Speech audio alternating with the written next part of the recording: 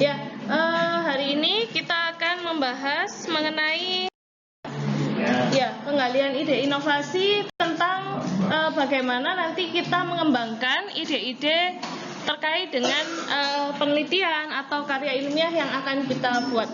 Nah, ini sebenarnya adalah review dari apa yang sudah saya sampaikan sebelumnya, ditambah sedikit terkait dengan perancangan percobaan. Metode ilmiah sendiri kemarin Anda sudah bahas ya, ada observasi, hipotesis, rancangan percobaan, koleksi data, kemudian dilanjutkan dengan analisis, serta diskusi dan kesimpulan. Terakhir kita melakukan komunikasi atau publikasi. Nah, yang kita bahas pada minggu lalu adalah mengenai apa? Observasi ya, rencana observasi yang akan dikerjakan. Nah, nanti setelah saya jelaskan sampai terakhir, maksudnya sampai bagaimana melakukan analisis data, baru kita akan membahas contoh-contoh observasi yang sudah Anda kerjakan kemarin. Tentang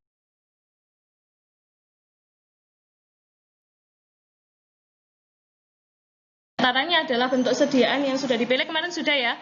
Kemudian ada obat, lalu ada obat itu terdiri dari obat bebas terbatas, obat keras, kemudian ada obat tradisional yang terdiri dari jamu, obat herbal standar, serta fitofarmaka, dan terakhir kosmetika.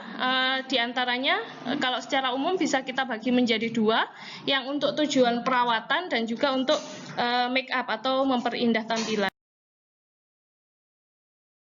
Kita sudah memilih bentuk-bentuk sediaan. Kemarin sudah ada solid ya, padatan, itu ada tablet, kapsul, pulvis dan juga pulveres. Lalu untuk yang liquid, cairan, ada yang larutan, suspensi maupun emulsi. Dan untuk semi solida itu ada salep, krim, gel serta pasta ya. Pilih aktivitas farmakologi yang ingin diamati. Ini ada berbagai pilihan juga kemarin. Ada sistem kardiovaskular, sistem metabolisme, sistem imun, sistem syaraf, kemudian skin condition, serta pilihan yang lain-lain yang tidak termasuk di dalamnya.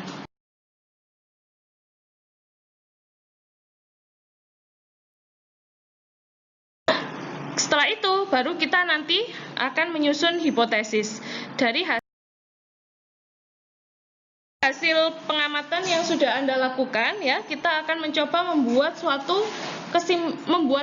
rancangan ya. Hipotesis itu sebenarnya adalah apa? Suatu kesimpulan sementara ya, kesimpulan sementara yang hanya berdasarkan konsep-konsep yang sudah ada sebelumnya atau teori-teori yang sudah ada sebelumnya. Nah, hipotesis ini sifatnya masih lemah ya, karena tetap harus dibuktikan dengan eksperimen ya. Harus dibuktikan dengan eksperimen. Kemudian rancangan percobaan ya, rancangan percobaan ini nanti tujuannya adalah membuktikan hipotesis yang sudah kita susun ya. Maksudnya begini, kita kan punya hipotesis, misalkan kemarin ada daun sambiloto misalkan. Daun sambiloto dapat menurunkan kadar gula darah, misalkan seperti itu. Itu adalah contoh pernyataan hipotesis ya. Berdasarkan teori-teori sebelumnya, hipotesisnya adalah daun sambiloto dapat menurunkan kadar gula darah. Tapi itu kan masih berdasarkan teori, sehingga kita harus buktikan dengan percobaan, dengan eksperimen ya. Karena itu rancangan percobaan ini harus mindset kita adalah untuk membuktikan hipotesis yang sudah kita nyatakan.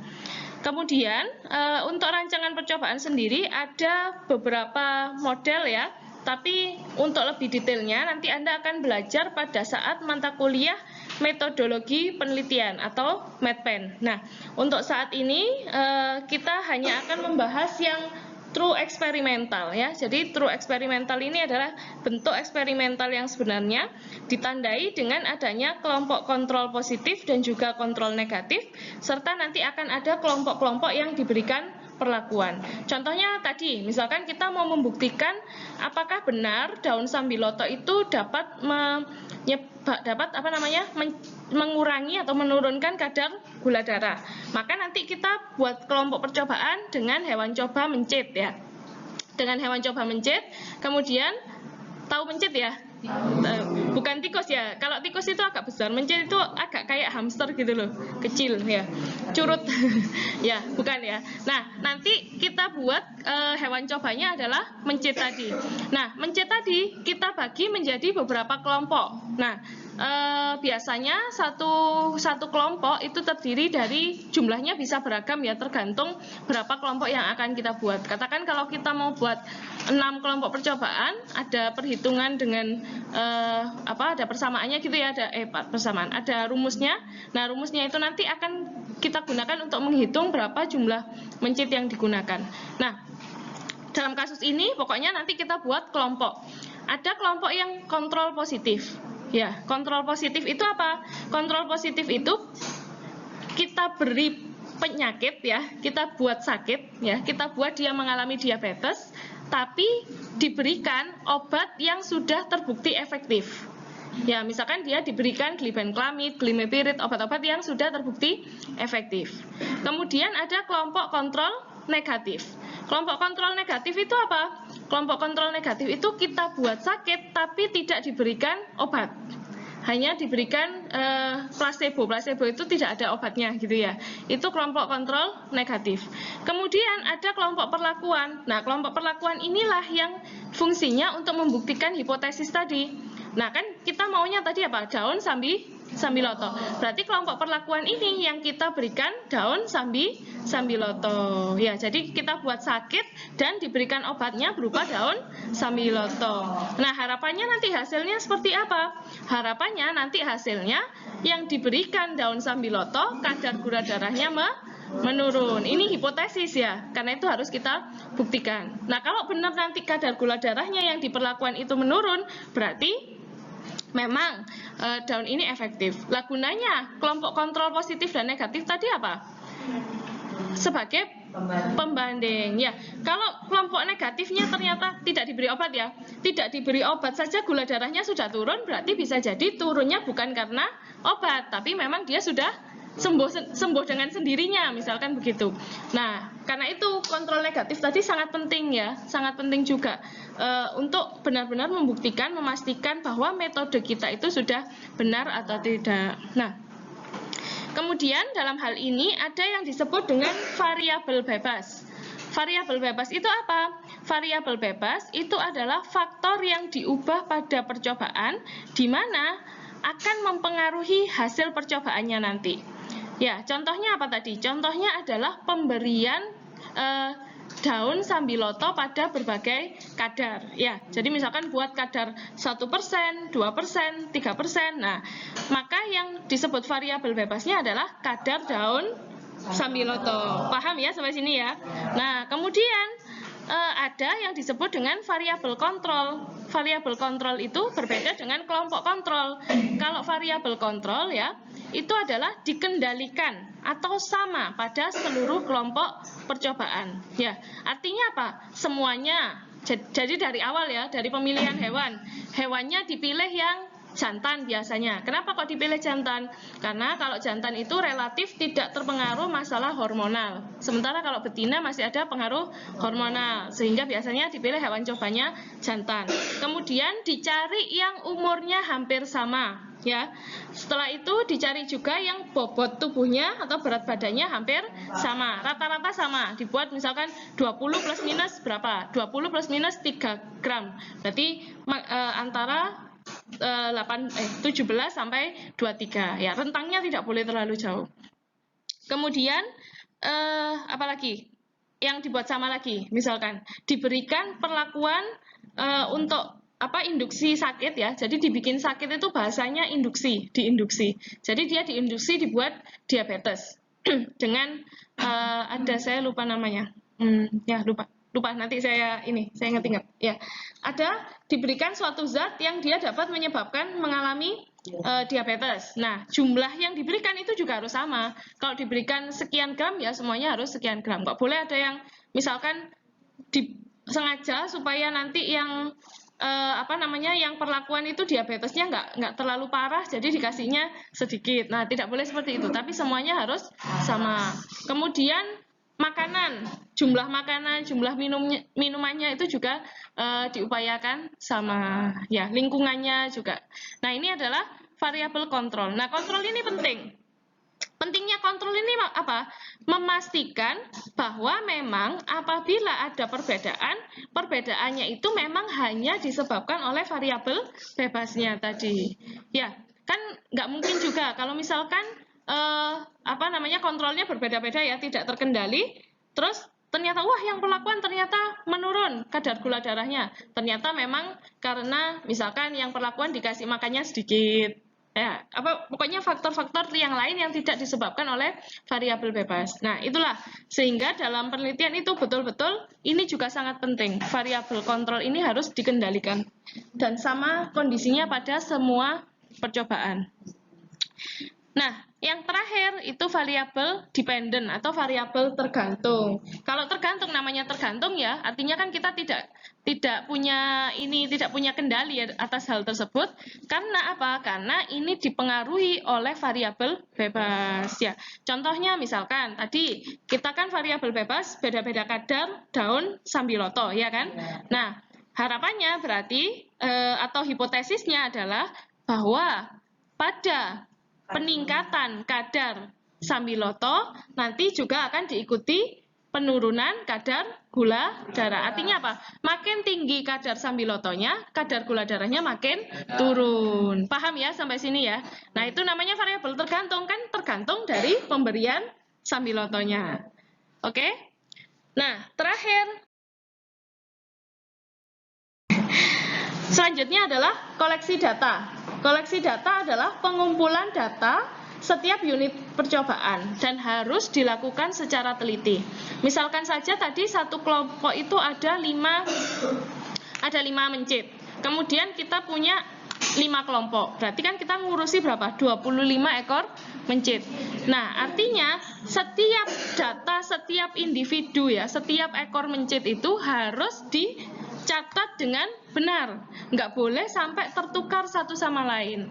Ya, yang sering kejadian ya ketika melakukan percobaan ini adalah karena saking banyaknya hewan coba yang harus diamati, akhirnya tertukar identitasnya antara mencit satu dengan mencit yang lainnya. Ya, jadi namanya satu kelompok 5 kan mukanya sama semua ya mencitnya ya. Ya, terus gimana bedakannya? Biasanya kita kasih tanda ya di lengan, di kakinya itu biasanya kita kasih warna 1, 2, 3 pakai warna-warna yang berbeda untuk mencegah mix up ya supaya tidak ketukar. Gitu. Nah,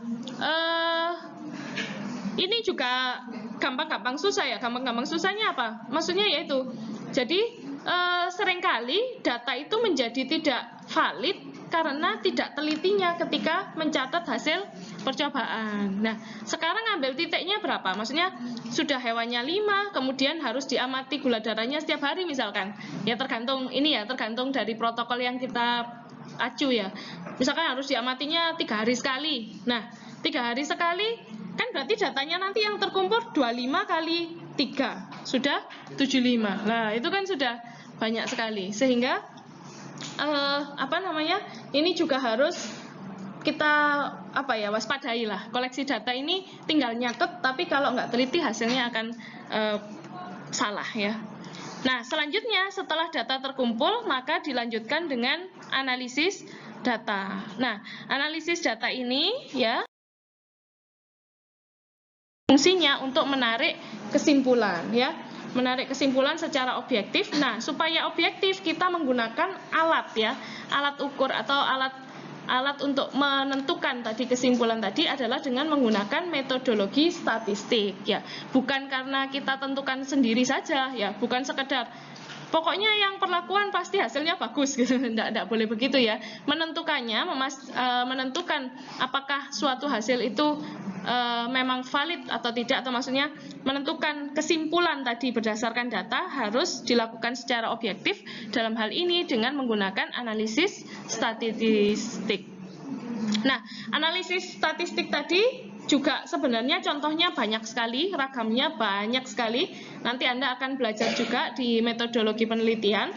Tapi secara umum untuk contoh yang saya berikan tadi, ketika ada lebih dari 2 kelompok, kan tadi ada 5 kelompok ya, apa saja? Positif, negatif perlakuan. Nah, perlakuan ini bisa kita buat perlakuan 1, 2, dan 3 misalkan. Nah, berarti ada total 5 kelompok. Nah, kalau lebih dari 2 kelompok, biasanya yang digunakan adalah, dan 1 variabel ya, variabelnya kan hanya kadar saja. Maka ini kita gunakan analysis of variance ya. ANOVA singkatannya, Analysis of Variance. Kemudian juga kalau ada yang sudah belajar waktu matematika, ada analisis korelasi.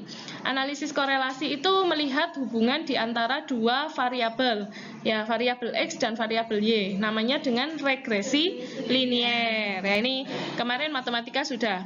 Nah, kalau yang Analysis of variance ini mencari perbedaan pada beberapa kelompok. Jadi lebih dari 2 kelompok. Kalau hanya 2 kelompok itu biasanya analisisnya namanya t-test, student t-test. Nah, itu ada beberapa jenis analisis statistika yang bisa digunakan untuk membantu kita menarik kesimpulan secara objektif. Ya. Terakhir,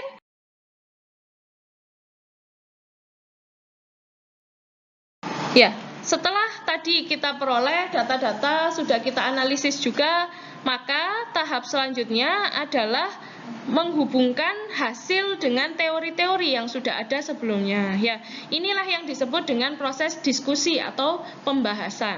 Nah, pembahasan itu ya, ini yang harus diingat-ingat ya. Pembahasan itu bukan mengungkap kembali, bukan menceritakan kembali teori, bukan juga menceritakan kembali langkah kerja. Ya, pembahasan itu ketika Anda sudah dapat data, data ini maknanya apa? Data ini artinya apa?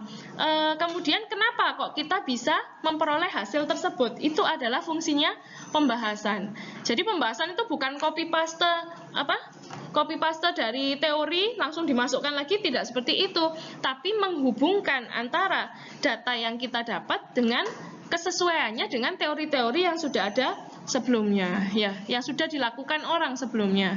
Nah, ketika sudah dibahas, tentu kan kita jadi tahu kenapa. Oh, misalkan begini tadi pada kasus Sambiloto, ternyata dari hasil statistik ternyata memang terbukti bahwa peningkatan kadar daun Sambiloto itu dapat menurunkan kadar gula darah. Misalkan sudah dapat diperoleh kesimpulan seperti itu.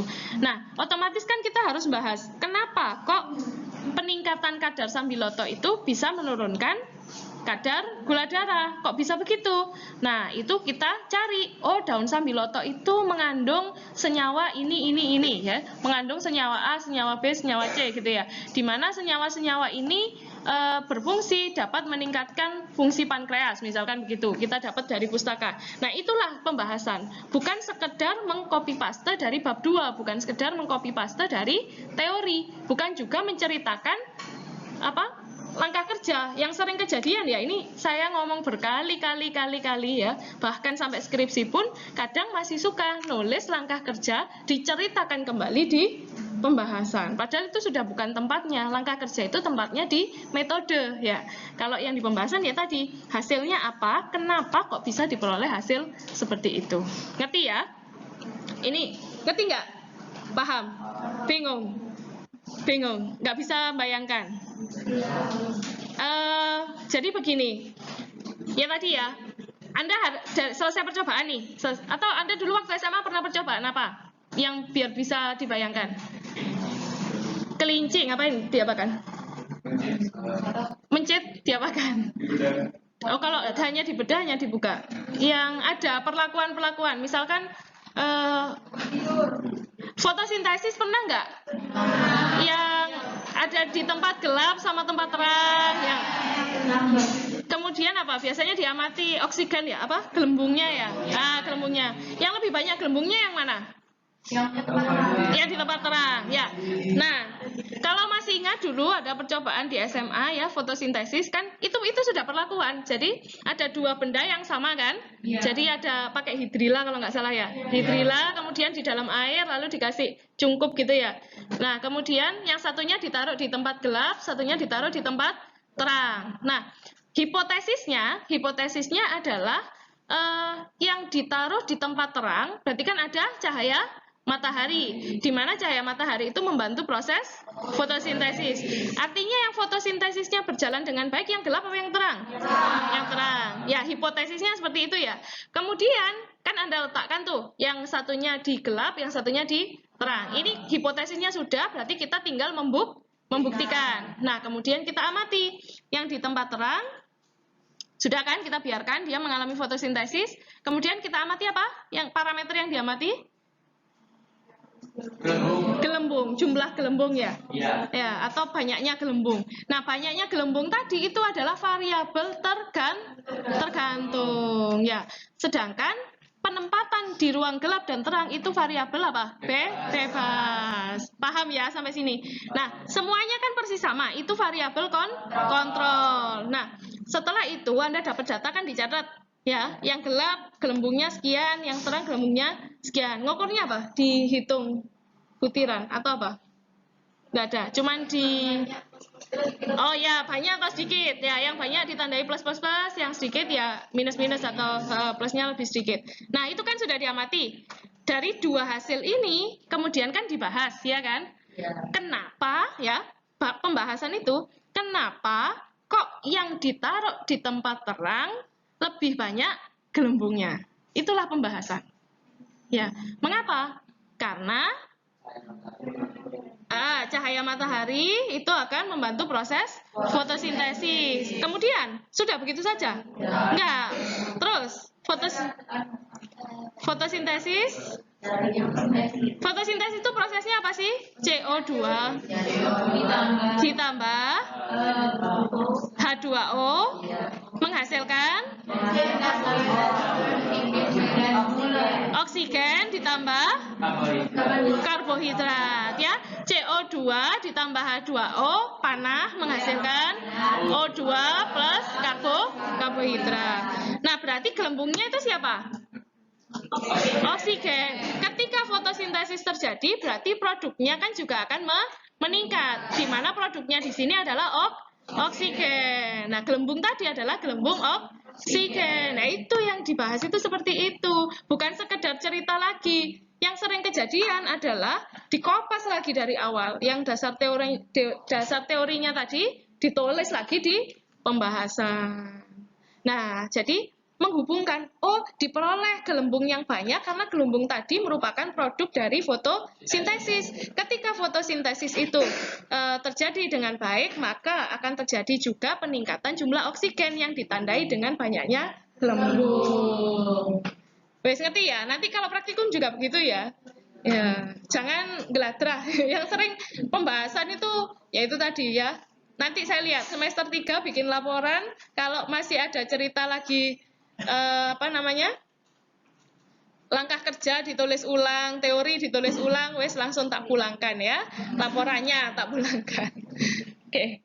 Kemudian yang terakhir adalah kesimpulan. Nah, kesimpulan itu menjawab tujuan. Ya, menjawab tujuan itu apa? Tujuan kita tadi mau apa sih? Gitu ya. Tujuan kita tadi adalah membuktikan apakah ini yang cahaya matahari ya, membuktikan apakah cahaya matahari membantu proses fotosintesis. Berarti kesimpulannya adalah cahaya matahari dapat membantu proses atau memang digunakan dalam proses fotosintesis. Wes, ngerti ya? Kesimpulannya jangan geladrah juga. Sering juga kejadian yang tujuannya apa, kesimpulannya apa ya. Tujuannya ke utara, kesimpulannya ke selatan. Nah, nggak nyambung ya. Ya, itu yang hal-hal yang sering terjadi ketika nanti Anda melakukan praktikum. Salah ruangan ya, nggak apa-apa. Ya, itulah bisa dibilang apa ya? Jangankan Anda ya masih semester 1. Kalau yang di semester atas pun ya kadang masih suka seperti itu ya, masih nggak ngeh pembahasan itu harusnya seperti apa, kesimpulan itu harusnya seperti apa. Karena itu ini kami coba dari awal kita bahas dengan contoh-contoh yang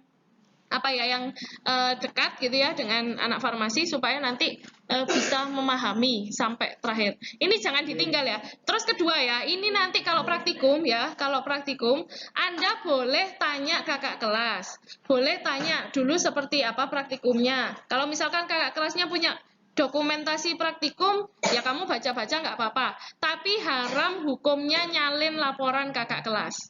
Kenapa? Karena itu kemungkinan besar salah. Jarang yang betul. Sehingga gini, kenapa? Loh ini serius ya. Saya tidak menganu. Tapi mahasiswa kan sukanya begitu ya.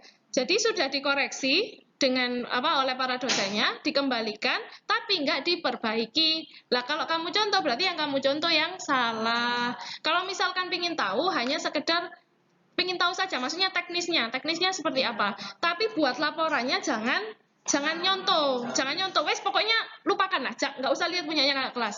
Wes kemungkinan besar salah. Kenapa? Karena kita sudah mengkoreksi, dikembalikan, tidak diperbaiki, sehingga yang dokumen yang mereka punya itu dokumen yang salah. Ya kalau kamu contoh lah, itu nanti jadi salah 7 turunan ya. Yang betul kan ini loh, capek soalnya. Mendingan kamu nggak usah baca sekalian gitu, nggak usah lihat sekalian gitu ya. Ya itu ya nggak apa-apa misalkan tanya, Kak kalau praktikum ini kayak gimana, misalkan tanya aja teknisnya dulu seperti apa praktikumnya, harus menyiapkan apa. Kalau seperti itu kamu tanya nggak apa-apa teknis. Tapi kalau masalah perhitungan, pembahasan, kesimpulan, wes jangan pernah nyontoh punyanya kakak kelas ya, karena daripada salah, kami yang para dosen yang capek harus mengkoreksi lagi, dan hasilnya ujung-ujungnya tidak diperbaiki ya. Loh iya Rek, loh saya koreksi Farvis itu ya, tumpuk gini. Nah, sudah saya koreksi satu persatu dong, satu orang, misalnya setiap anak itu saya koreksi, saya kasih catatan ini salah. Gitu waktu ngumpul kan ya salah lagi. Kan patah hati saya ini jadinya ya. Oke, terakhir ini. Terima kasih. Ya, nanti habis ini kita bahas hasil observasinya kemarin. Ya, sekian. Sekarang kita masuk ke pembahasan tentang hasil